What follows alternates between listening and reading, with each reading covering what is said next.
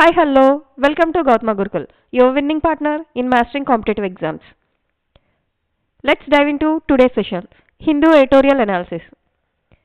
ముందుగా ఆర్టికల్ యొక్క main plot చూద్దాం సో దట్ వొకాబులరీని కాంటెక్చువల్గా ఇంకొంచెం బెటర్గా అర్థం చేసుకోవడానికి హెల్ప్ అవుతుంది. ఈరోజు ఆర్టికల్ యొక్క మెయిన్ ప్లాట్ ఏంటి అని చెప్పాలంటే రీసెంట్గా డొనాల్డ్ ట్రంప్ గారు యూఎస్ ప్రెసిడెంట్గా ప్రమాణ స్వీకారం చేశారు కదా. ఆయన రావడంతోనే కొన్ని ఫైల్స్ మీద సంతకం పెట్టారు. సో అందులో మెయిన్ వచ్చేసి ఏంటి అని చెప్పాసనంటే ప్యారిస్ ఒప్పందం ఉంది కదా, దాని నుంచి వెనక్కి వచ్చేయడం. అంటే మనం కాప్ అని చెప్పాసని అంటాము, అది పర్యావరణానికి సంబంధించింది. సో దాని నుంచి ఎగ్జిట్ అవుతూ ఆయన సిగ్నేచర్ చేశారు.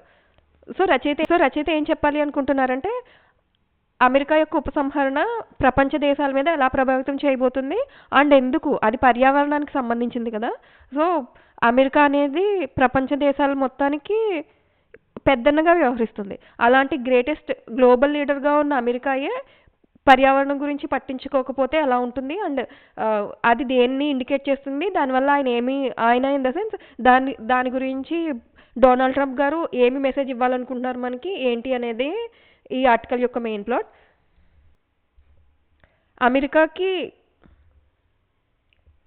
అమెరికా ఇలా పర్యావరణ ఒప్పందం నుంచి బయటకు రావడం మొట్టమొదటిసారి ఏం కాదు అంట. ఆల్రెడీ ఇది రిపీట్ అయిన విషయమే. సో ఆల్రెడీ ఒకసారి జార్జ్ బుష్ టైంలో ఒకసారి క్యోటో ప్రోటోకాల్ నుంచి బయటకు వచ్చారు. ఆ తర్వాత ట్రంప్ గారు ఇది సెకండ్ టైం బయటకు రావడం.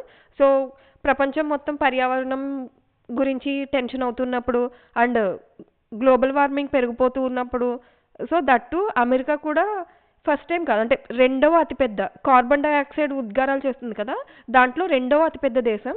సో అలాంటిది అమెరికాయే ప్యారిస్ ఒప్పందం నుంచి బయటకు వస్తే అది ప్రపంచ దేశాల మీద ఎలాంటి ప్రభావితం చూపిస్తుంది ఏంటి అనేది ఆర్టికల్ యొక్క main plot.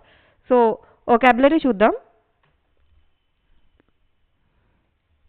So first word వచ్చేసి బ్లస్టర్. ఏంటి బ్లస్టర్ అంటే?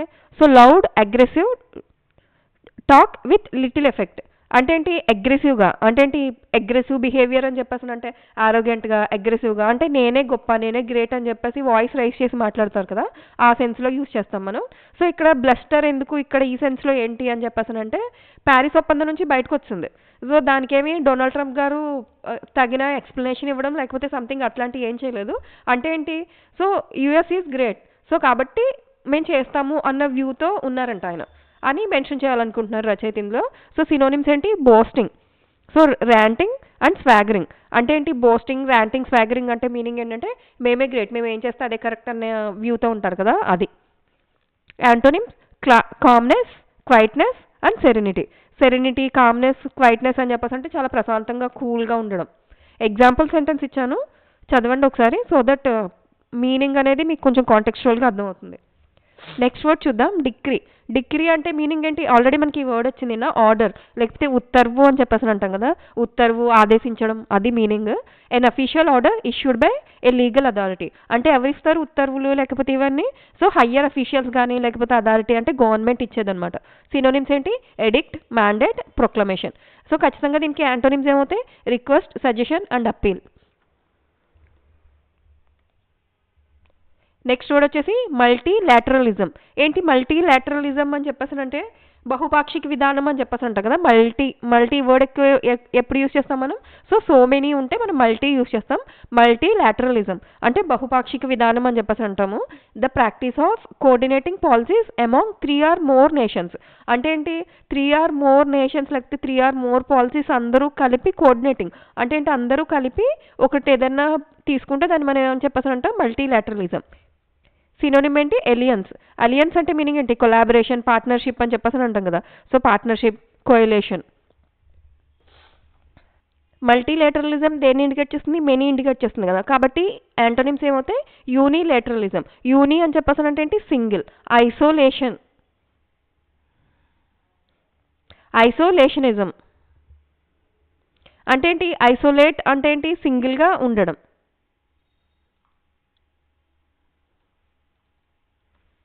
నెక్స్ట్ వర్డ్ ఏంటి? అరోగేటెడ్. ఏంటి అరోగేటెడ్ అంటే మీనింగ్ ఏంటి? అంటే వాళ్ళ యొక్క ప్లేస్ని లేకపోతే అధికారాన్ని తీసుకోవడం, ఎలా? In a negative way. To claim or take without justification అంటే న్యాయాన్యాయాలు ఆలోచించకుండా ఆ పొజిషన్ని తీసుకోవడం. Assumed, appropriated and usurped. Antonyms ఏమవుతాయి? రెలింక్విష్డ్. రెలింక్విష్డ్ అంటే మీనింగ్ ఏంటి? వదిలేయడం. ఎబ్డికేటెడ్ అని చెప్పేసి అన్నా కానీ వదిలేయడం, త్యజించడం అని చెప్పేసి అంటాం కదా, అది సరెండర్డ్. Next word pall. ఏంటి పాల్ అంటే మీనింగ్ ఏంటి? లైక్ మనం ఏమని చెప్పేసి అంటే మీనింగ్ చూద్దాం. A dark cloud or covering of smoke, dust or gloom. Actually దీన్ని మెటాఫోరిక్ యూజ్ చేశారు ఆథర్. పాల్ అని చెప్పేసి అంటే విచారపు మబ్బు కమ్ముకుంది అని చెప్పేసి అంటాం కదా, ఆ సెన్స్లో యూజ్ చేస్తాం. A dark cloud or covering of smoke, dust or gloom. Gloom అంటే సాడ్నెస్ అలాంటివి యూజ్ చేస్తాం కదా, అది. యాంటోనిమ్స్ ఏమవుతాయి? Shadow, gloom, మెలాంకలీ. మెలాంకలీ అంటే బాధగా, డల్గా అలా ఉండడం. సో యాంటోనిమ్స్ ఏమవుతాయి? ఖచ్చితంగా brightness, light and cheerfulness. Next subservient. Next word వచ్చేసి ఏంటి? సబ్సర్వియంట్. అంటే ఏంటి సబ్సర్వియంట్ చెప్పేసానంటే? అంటే వాళ్ళని ఏం క్వశ్చన్ అంటే మన అథారిటీ ఏదో మనకి వర్క్ అప్ చెప్పారు, సో వాళ్ళు చెప్పింది రైటా రాంగా, లేకపోతే అది మనకి లీగలా ఇల్లీగల్ ఏమో తెలియదు, వాళ్ళు చెప్పింది ఒబే చేయడం అంతే, అదొకటే మనకు తెలుసు. సో అలాంటి సెన్స్లో యూజ్ చేస్తాం మనం ఇది సబ్సర్వియంట్.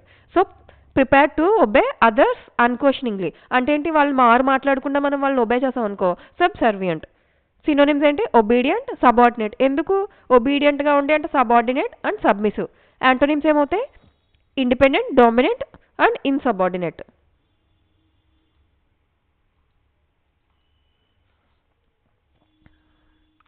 నెక్స్ట్ వర్డ్ వచ్చేసి ఎక్స్పోనెన్షియల్లీ. ఏంటి ఎక్స్పోనెన్షియల్లీ అని చెప్పేసి అంటే మీనింగ్ ఏంటి? ఈ ఈ వర్డ్ మనం మ్యాథ్స్లో యూజ్ చేస్తాం కదా. ఎక్స్పోనెంట్స్ అంటే మీనింగ్ ఏంటి? పవరే కదా. 2 to the power of 5 అన్నాం అనుకో, దాని మీనింగ్ ఏంటి? సో దాని వాల్యూ అనేది ఇంక్రీజ్ అవుతుంది అని. సో సేమ్ అదే సెన్స్లో యూజ్ చేస్తాం మనం ఎక్స్పోనెన్షియల్లీ. మీనింగ్ ఏంటి? At an increasingly rapid rate. Rapidly అంటే చాలా ఫాస్ట్గా గ్రో అయింది. ప్రోగ్రెసివ్లీ అంటే ప్రోగ్రెస్ అంటే ఏంటి? సో ఇంప్రూవ్మెంట్ కనిపించింది, బట్ ఎలా? చాలా ఫాస్ట్గా కనిపించింది. అండ్ జామెట్రికల్లీ. సో దీనికి యాంటోనిమ్స్ ఏమవుతాయి? గ్రాడ్యువల్లీ అని చెప్పేసి అంటే చాలా స్లోగా అని అర్థం. సో స్టడీలీ అంటే స్థిరంగా, and slowly easy word. Next word వచ్చేసి సబ్స్టాన్షియల్. ఏంటి సబ్స్టాన్షియల్ అంటే మీనింగ్ ఏంటి? ఎక్స్పోనెన్షియల్లీ అంటే మీనింగ్ ఏంటి? Increase, rapid increase. సేమ్ అలాగే ఇది కూడా సబ్స్టాన్షియల్ అంటే of considerable importance, size or worth. అంటే ఏంటి? గణనీయంగా పెరిగింది. సేమ్ ఈ రెండు కొంచెం సినోనిమస్గా యూజ్ చేయొచ్చు. Of considerable importance, size or worth అంటే ఏంటి? సిగ్నిఫికెంట్ అంటే ఏంటి? Important, significant, considerable, ample. So antonyms ఏమవుతాయి? Insignificant, negligible and trivial easy words. Next word వచ్చేసి కమిట్మెంట్స్. మనం అడుగుతాం కదా కమిట్మెంట్స్ అంటే మీనింగ్ ఏంటి? Promises or pledges to do something. వాగ్దానాలు అని చెప్పేసి అంటాం కదా. అంటే ఏంటి? మనం ఇచ్చే మాట కమిట్మెంట్ అని చెప్పేసి అంటాం. అంటే ఏంటి? మనం ప్రామిస్ చేసిన ప్రామిస్, లేకపోతే మనం ఇచ్చిన మాట. సో సినోనిమ్స్ ఏంటి? Obligations, guarantees and assurances.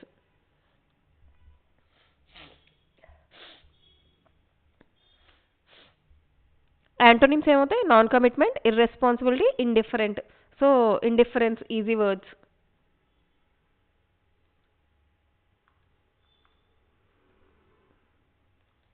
Next word వచ్చేసి స్కెప్టికల్. ఏంటి స్కెప్టికల్ అంటే మీనింగ్ ఏంటి? అనుమానించిన, డౌట్ఫుల్గా అలా ఉంటే దాన్ని మనం స్కెప్టికల్ అని చెప్పేసి అంటాం. Not easily convinced, having doubts. Not easily convinced అంటే మీనింగ్ ఏంటంటే మనం కన్విన్స్ అవ్వట్లా ఈజీగా. ఎందుకు అంటే అక్కడ లాజిక్ లేదు, అందుకని చెప్పేసి మనం ఈజీగా కన్విన్స్ అవ్వట్లా. అంటే డౌట్ఫుల్గా ఉంది, అనుమానాస్పదంగా ఉంది, అది స్కెప్టికల్ అంటే అనుమానాస్పదంగా ఉండడం. Doubtful easy word. సస్పీషియస్ అని చెప్పేసి అంటాం కదా. సస్పీషియస్ అని చెప్పేసి అంటే మీనింగ్ ఏంటి? డౌట్ఫుల్గా ఉండడం, డుబియస్. సో యాంటోనిమ్స్ ఏమవుతాయి? ఖచ్చితంగా trusting, gullible and confident. Next meanings చెప్తాను. Synonyms and antonyms and example sentences చూడండి ఒకసారి. థ్రెషోల్డ్. ఏంటి థ్రెషోల్డ్ అంటే మీనింగ్ ఏంటంటే స్టార్టింగ్ పాయింట్ ఆర్ ప్రారంభానికి వాడే పరిధి అలా అని చెప్పేసి అంటాము. నెక్స్ట్ కాంట్రడిక్టరీ వర్డ్ యూస్ చేస్తాము. అంటే ఏంటి? రెండు విరుద్ధంగా, కాన్ఫ్లిక్టింగ్గా ఉండడం.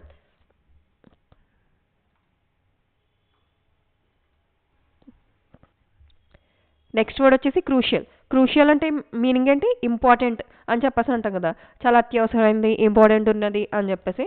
Next facilitator. ఏంటి ఫెసిలిటేటర్ అని చెప్పేసి అంటే ఏంటి? అంటే ఏంటంటే సంథింగ్ ఏదైనా ఒక ప్రాసెస్, లైక్ మెంటార్, గైడ్ అని చెప్పేసి అంటాం కదా, అదే ఫెసిలిటేటర్. నెక్స్ట్ వర్డ్ వచ్చేసి మిటిగేషన్. ఏంటి మిటిగేషన్ అని చెప్పేసి అంటే మీనింగ్ ఏంటి? ఒక దాన్ని దేన్నైనా వాల్యూని కానీ దేన్నైనా తగ్గిస్తే దాన్ని మనం మిటిగేషన్ అని చెప్పేసి అంటాము.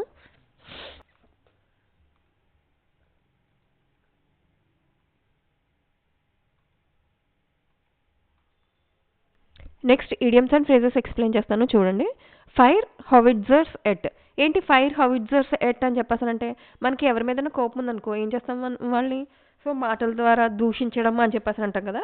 అంటే ఏంటి అటాక్ చేయడం, బలంగా దాడి చేయడం. ఎలా? ఎస్పెషల్లీ వెర్బల్గా, అంటే మన మాటలతో కనుక ఎదుటి వాళ్ళని కించపరచడం లేకపోతే అలాంటివి చేస్తే మనం ఏ వర్డ్ యూస్ చేస్తాం? Fire howitzers at. Next pall of gloom. మనకు వచ్చింది ఆల్రెడీ. పాల్ అని చెప్పేసానంటే ఏంటి? ఒక విచారమైన మబ్బు కమ్మడం అని చెప్పేసి అంటాం కదా. సో గ్లూమ్ అంటే ఏంటి? విచారంగా ఉండడం. పాల్ ఆఫ్ గ్లూమ్ అంటే ఏంటి? ఒక విచారకరమైన వాతావరణాన్ని క్రియేట్ చేస్తే దాన్ని మనం పాల్ ఆఫ్ గ్లూమ్ అని చెప్పేసి అంటాము. Next arrogate to oneself. ఏంటి యారోగేట్ టు వన్ సెల్ఫ్ అని చెప్పేసానంటే అన్యాయంగా అధికారం చేపట్టడం అలాంటి వర్డ్స్ కనుక, అంటే అలాంటి సెన్స్లో యూజ్ చేస్తే మనం యారోగేట్ టు వన్ సెల్ఫ్ ఆ సెన్స్లో యూజ్ చేయొచ్చు.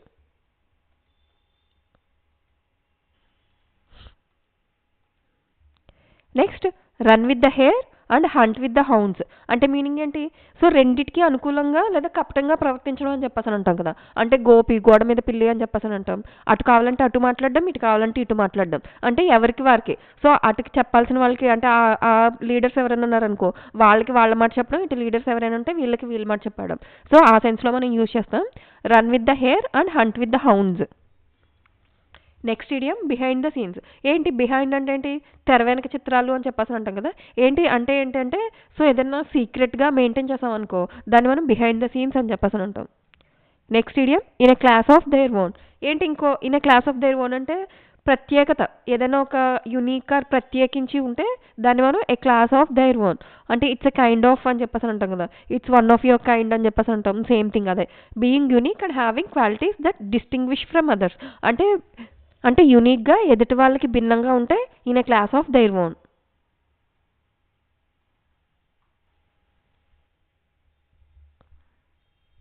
నెక్స్ట్ ఇంకొన్ని ఇడియమ్స్ అండ్ ఫ్రేజెస్ ఉన్నాయి, ఒకసారి చూడండి. నేను జస్ట్ ఎక్స్ప్లెయిన్ చేస్తాను. కొంచెం హెల్త్ సెట్ అయ్యాక కంప్లీట్గా అవైలబుల్గా ఉంటాను. But these days sorry for the inconvenience. ఏంటి నెక్స్ట్ ఇడియం వచ్చేసి సబ్సర్వియంట్. అంటే చెప్పాను నేను విధేయంగా ఉండడం అని చెప్పేసి అర్థం. స్పాటీ అటాక్ స్పాటీ ట్రాక్ రికార్డ్. ఏంటి స్పాటీ ట్రాక్ రికార్డ్ అంటే అప్స్ అండ్ డౌన్స్ ఉంటాయి కదా. సో అంటే ఏదైనా చరిత్ర లేకపోతే వాళ్ళ గురించి తీసుకున్నాం అనుకో అప్స్ అండ్ డౌన్స్ ఉండడం. Popping up. పాపింగ్ అప్ అంటే మీనింగ్ ఏంటి? మద్దతు ఇవ్వడం లేకపోతే వాళ్ళకి సపోర్ట్ చేయడం. అది పాపింగ్ అప్ అని చెప్పేసి అంటే meaning.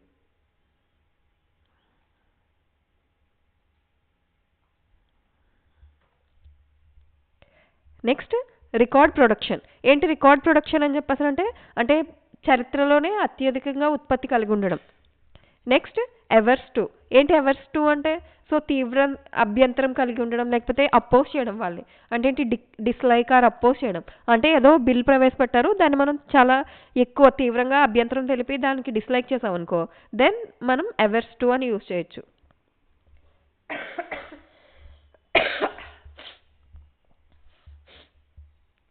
Next come into effect. ఏంటి కమ్ ఇన్ టు ఎఫెక్ట్ అంటే అమల్లోకి రావడం. Next falling short. అంటే ఏంటి? లక్ష్యానికి చాలా తక్కువగా ఉండడం. అంటే falling to meet target or expectation. అంటే మనకేదో టార్గెట్ ఇచ్చారు, సో దానికి మనం ఫెయిల్, అంటే ఆ టార్గెట్ని రీచ్ అవ్వడానికి మనం ఫెయిల్ అయితే దాన్ని ఫాలింగ్ షార్ట్ అని చెప్పేసి అంటాం. Next global leadership easy word. అంటే ఏంటి గ్లోబల్ లీడర్షిప్ అంటే సో యుఎస్ మనకి ఎలా ఉంది? గ్లోబల్ లీడర్షిప్లోనే కదా ఉంది. అంటే ఏంటి? ప్రపంచ స్థాయిలో ద గ్రేట్ నాయకత్వం కలిగి ఉంటే దాన్ని మనం గ్లోబల్ లీడర్షిప్ అని చెప్పేసి అంటాం.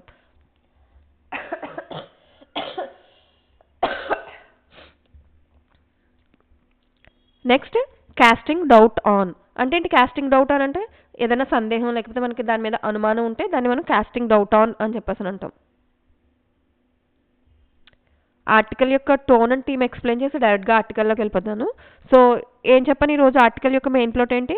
సో ట్రంప్ గారు వచ్చిన వెంటనే కొన్ని చాలా అనూహ్యమైన నిర్ణయాలు తీసుకున్నారు కదా. అందులో ఒకటి ఏంటి? క్లైమేట్ చేంజ్ అగ్రిమెంట్ నుంచి వెనక్కి వచ్చేయడం. అంటే కాప్ ఉంది కదా దాని నుంచి వెనక్కి వచ్చేయడం, ఎగ్జిట్ అవ్వడం. సో దాని గురించి సో ఆధార్ ఏ టోన్లో రాసుకొచ్చారు అని చెప్పేసి అంటే క్రిటికల్. అంటే చాలా క్రిటికల్ సిచ్యువేషన్లో ఉంది. అంటే గ్లోబ్ యొక్క పరిస్థితే చాలా క్రిటికల్గా ఉంది.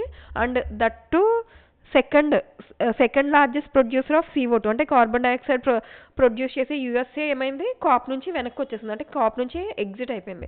అందుకని చెప్పేసి ఆథర్ క్రిటికల్ టోన్లో దాని గురించి వర్ణించారనమాట.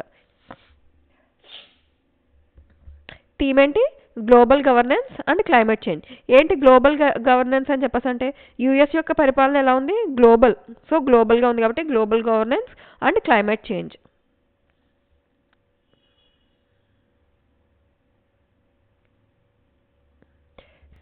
ఎన్ ఎగ్జిట్ ఆఫ్ బ్లస్టర్.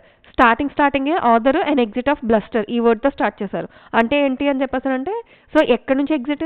కాప్ నుంచి బయటకు వస్తుంది కదా. సో దాన్ని ఆథర్ ఎలా ఐడియాలజీ చెప్తున్నారు అని చెప్పేసానంటే సో అలా ఎగ్జిట్ అవ్వడం అనేది యుఎస్ యొక్క ఆరోగెన్స్ని అండ్ కమిట్మెంట్ని వదిలేసుకోవడం. An exit of bluster. So author స్టార్టింగే an exit of bluster. So ఈ టైటిల్ ఎందుకు ఇచ్చారు అని చెప్పేసి అంటే యుఎస్ ఏమైంది? కాప్ నుంచి ఎగ్జిట్ అయిపోయింది కదా. సో అలా కాప్ నుంచి ఎగ్జిట్ అవ్వడం అనేది యుఎస్ యొక్క ఆరోగెన్స్ని అండ్ వాళ్ళ యొక్క ఇర్రెస్పాన్సిబిలిటీ అబౌట్ ఎన్విరాన్మెంట్ దాన్ని ఇండికేట్ చేస్తుంది అని చెప్పేసి చెప్పడానికి సో స్టార్టింగ్ ఆథర్ ఈ టైటిల్ పెట్టారు, an exit of bluster on the US and climate change fight.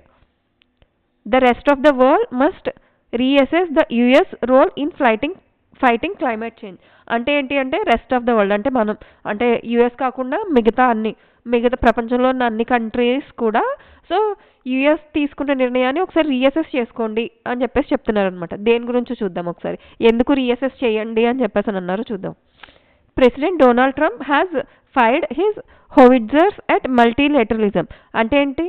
So Trump గారు మాటలు దాడి చేశారు by signing in to decree అంటే ఆర్డర్ ఇచ్చారు. ఏంటది? The United States withdrawal from 2015 Paris agreement.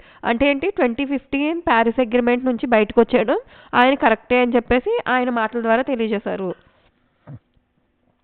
This sets records that are in a class of their own. అంటే ఏంటి అని చెప్పేసి అంటే క్లాస్ ఆఫ్ దైర్ వన్ అంటే ప్రపంచ దేశాల నుంచి మేము యూనిక్ అని చెప్పేసి చెప్పుకోవడానికి యుఎస్ ట్రై చేస్తుంది. The US is the only country to have withdrawn thrice from A climate agreement. So అంటే ఏంటి? ప్రపంచ దేశాలన్నింటిలో కూడా US only the country so ఏం చేసింది? Withdrawn thrice from climate agreement. అంటే ఏంటి? అది ఫస్ట్ టైం కాదంట యుఎస్ విత్డ్రాన్. సో ఎన్నిసార్లు?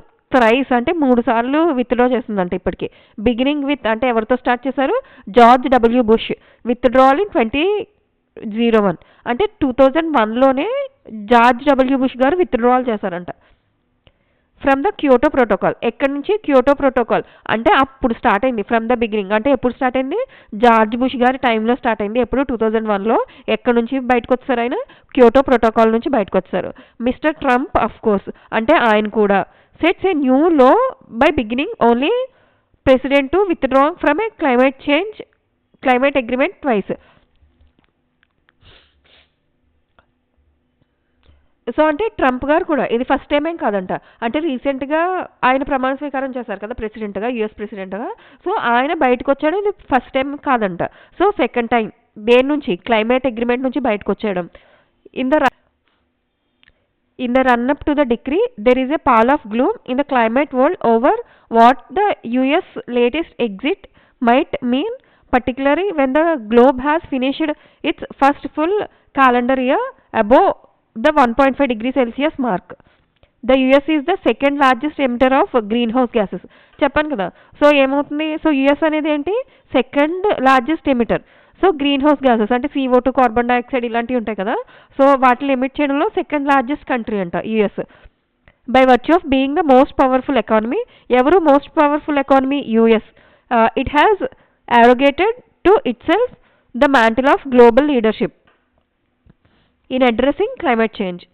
But now that the leader has had spottiest track record of keeping to the terms of a significant agreement.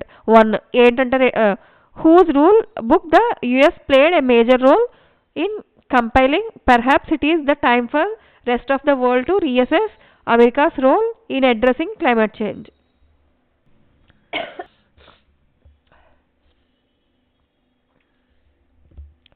So అంటే author ఏం చెప్పాలనుకుంటున్నారు? So even though US అనేది ఏంటి సెకండ్ లార్జ్ ఎమిటర్ అయినా కానీ అది climate change agreement నుంచి బయటకు వస్తుందంట. సో వచ్చేయడం అనేది సో అదర్ దెన్ యుఎస్ అంటే రెస్ట్ ఆఫ్ ద కంట్రీస్ ఏం చేయాలి? రెస్ట్ ఆఫ్ ద వరల్డ్ అంటే అమెరికాకున్న మిగతా కంట్రీస్ సో రీఅసెస్ చేయాలి. అంటే ఒకసారి తిరిగి ఆలోచించాలి అమెరికా యొక్క చర్యని. Under both Republican and Democratic government, US domestic policy on greenhouse gas emission has been subservient to business interests. Oil and gas production increase under the Biden administration. అంటే ఏంటి వాళ్ళు? So production, oil and gas production మీద ఉన్న దృష్టి climate change మీద, దాన్ని కొంచెం global వార్మింగ్ని తగ్గించడం మీద దృష్టి పెట్టట్లేదు. ఎవరు?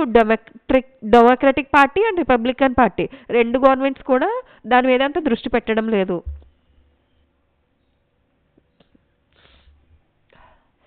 The US remains world's largest crude oil producer. So US అంటే లార్జెస్ట్ క్రూడ్ ఆయిల్ ప్రొడ్యూసర్ అంట. సో అంత ప్రొడ్యూస్ అయినప్పుడు మనకి ఏమవుతుంది? గ్రీన్ హౌస్ గ్యాసెస్ అనేవి బాగానే ప్రొడ్యూస్ అవుతాయి కదా. So achieving record production in 2023. So ఎప్పుడు 2023లో రికార్డ్ సృష్టించిందంట. ఎవరు? అమెరికా. ఎలా? World's largest crude oil producer లాగా. This country is also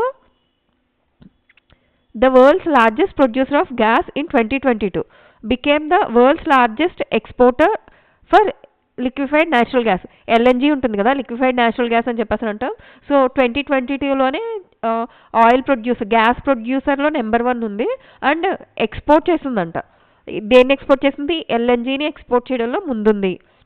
mister Trump has only committed to add on to this already substantial ways. The US is critically short of achieving its target of greenhouse emission.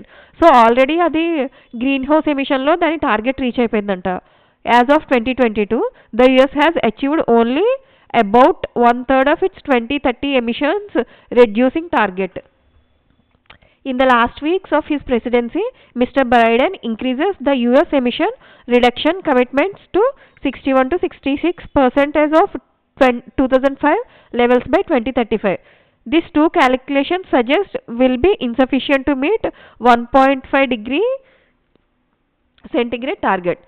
Private capital propping up renewable energy has grown exponentially since Mr. Bush and is now too substantial for Mr. Trump and his financial backers to ignore. While it will be a year for that exit to be formalized, it is likely that the US behind the scenes engagement, especially at the next climate meet COP30 in Brazil in November 2025, will continue. The politics of Mr. Trump suggests that he is not averse to running with the hare and haunting with the hounds. అంటే ఏం చెప్పాలనుకుంటున్నారంటే అందరూ, so US అనేది climate change అంటే green house gases ఎమిషన్ని తగ్గించడం దానికన్నా వాళ్ళ యొక్క production, అంటే వాళ్ళ యొక్క ఇండస్ట్రియలైజేషన్ లేకపోతే వాళ్ళ ప్రొడక్షన్ ఎల్ఎన్జీ అలాంటి వాటి ప్రొడక్షన్లో ఇంట్రెస్ట్ చూపిస్తుంది తప్ప దానివల్ల క్లైమేట్ చేంజ్ మీద ఎఫెక్ట్ అయ్యే పరిస్థితులు కానీ లేకపోతే దానివల్ల క్లైమేట్ చేంజ్కి ఎఫెక్ట్ అయ్యే వినాశనాలు కానీ పట్టించుకోవట్లేదు అని చెప్పేసి అంటున్నారు.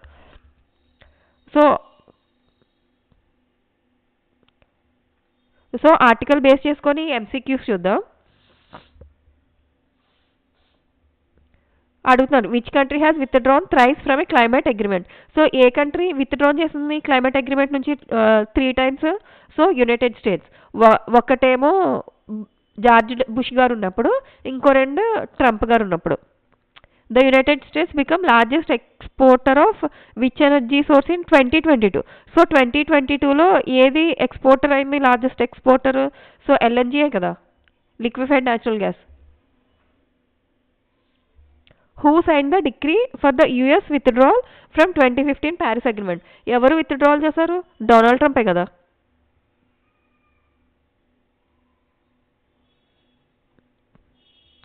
Next, in which year did George W. Bush withdraw from Kyoto Protocol? So ఆయన ఏ ఇయర్లో క్యోటో ప్రోటోకాల్ నుంచి వెనక్కి వచ్చేసారు? 2001 కదా. యుఎస్ ర్యాంక్ ఎంత దేనికి? గ్లోబల్ గ్రీన్ హౌస్ గ్యాస్ ఎమిషన్స్లో యుఎస్ ర్యాంక్ ఎంత?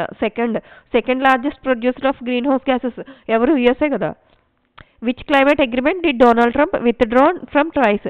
ఏది? Paris agreement.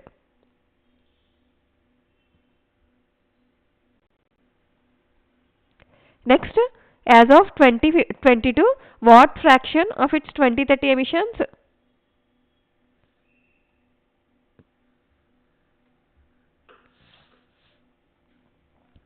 Next, as of 2022, what fraction of its అంటే 2030 ఎమిషన్స్కి టార్గెట్ ఎంత రీచ్ అయింది? యుఎస్ ఎంత? 1/3. Next, what was the US increased emission reduction committed.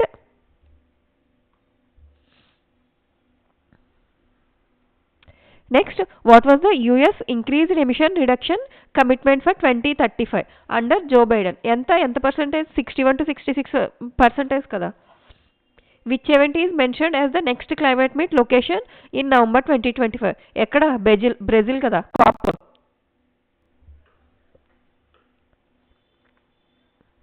Next, how did private capital influence renewable energy? So ఏ విధంగా influence చూపించింది private capital అనేది? So ఎలా? So grew in exponentially. 11 to 15 questions మీకు homework. So వీటి answers comment సెక్షన్లో pin చేస్తాను. So mention if possible your score. For more updates, మరిన్ని అప్డేట్స్ కోసం మీరు మా వాట్సాప్ ఛానల్లో జాయిన్ అవ్వండి. లింక్ కమెంట్ సెక్షన్లో ఇచ్చాను. That's all for today's session. I'll meet you in the next class. Until then, stay motivated, keep practicing. Happy learning. Bye.